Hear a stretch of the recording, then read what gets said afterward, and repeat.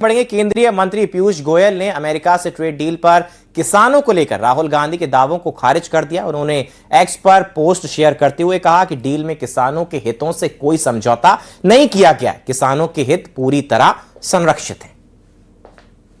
के हितों को और भारत के किसानों के हितों को पूरी तरीके से संरक्षित रखा गया है।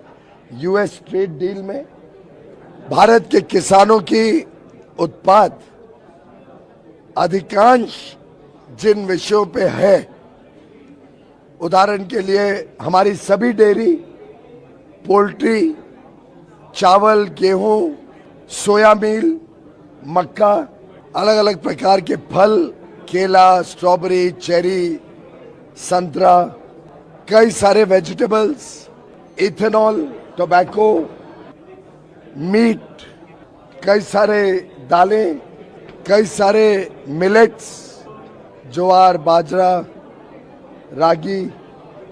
मैं मानता हूं लगभग 90-95% जो उत्पाद किसानों का होता है वो यूएस ट्रेड डील के बाहर है। हमने तो कोई जीएम फूड को अलाउ नहीं किया। इसको फैक्ट चेक करना चाहेंगे आप? मैं फैक्ट चेक में ही बैठा हूं ना, मैंने तो नेगोशिएट किया है। कोई जीएम फूड को अलाउ नहीं किया।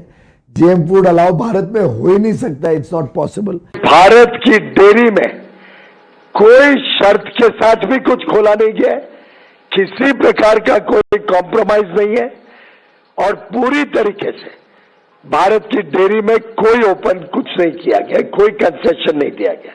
भारत में कई चीजें हैं जो बरसों बरसों से आयात की जाती है, इंपोर्ट की जाती है।